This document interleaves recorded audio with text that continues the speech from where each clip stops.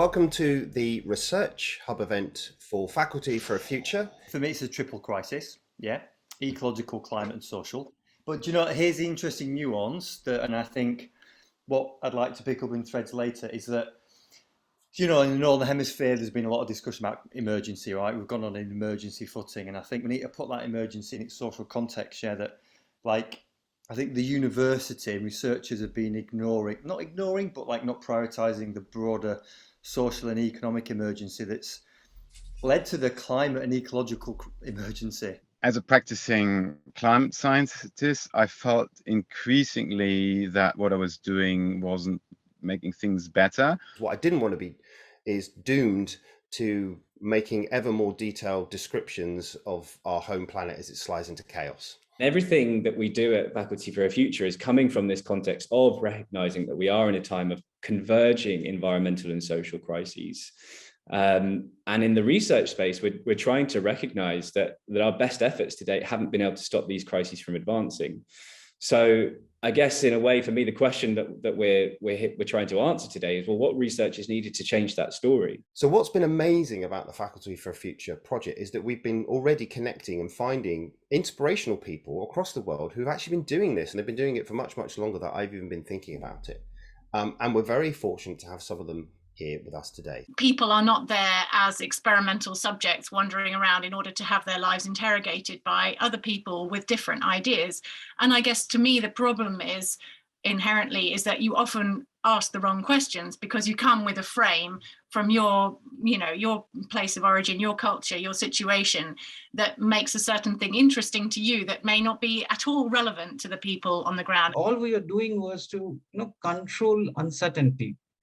And taking out models to control uncertainty. And somewhere I felt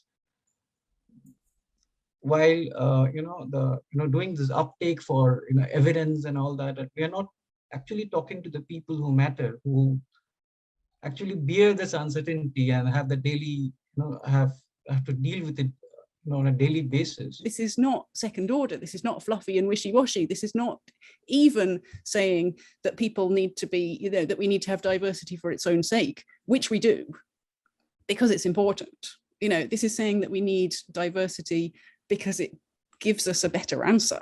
We can do better science. And what co-production also means we are able to imbibe into the research the everyday experience in the lives of the communities that are witnessing climate uncertainty. And most importantly, it's trying to reverse the gaze. We always look at it through our gaze and see through the lens of communities about their social processes of their lives and livelihood and their relationship with nature. Many of the challenges we face for a more equitable world are in developing countries. They need their own scientific community to sort of really work with their politicians, their private sector, and their citizens. And so one of the real big problems is a real lack of funding in most developing countries, except China, India, Brazil, Mexico, and South Africa. But you go beyond those countries in Africa, Asia, and Latin America, and the amount of funding is minuscule. And yet we need to find mechanisms to improve the funding in developing countries, obviously collaborative projects, but you can't have a power asymmetry between those that maybe work at Harvard and those that work at a small institute, let's say in Nepal. So we have to think through how to get funding in developing countries and how can you put structures together where people are equal. What we are aiming to do over the next few years is to develop a funded service that actively tries to help diverse stakeholders build this trust and to co-design grant proposals that harness more traditional alternative funding sources that are dominated by the global north for research that is inclusive and transformative.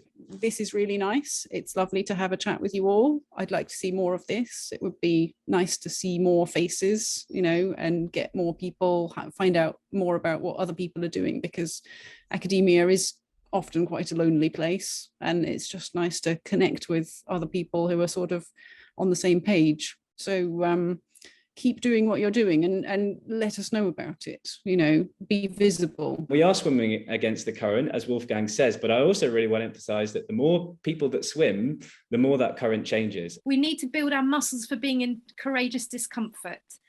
And I really believe that this could be what Faculty for Future really is doing. We really are trying to manifest what we're talking about by co-producing to the degree that we can. You want to get involved in shaping the development of what we're doing, head to our website and sign up. There's a clear call to action there to shape the development of what we're doing, and we'll be looking to involve you, regularly over the coming months.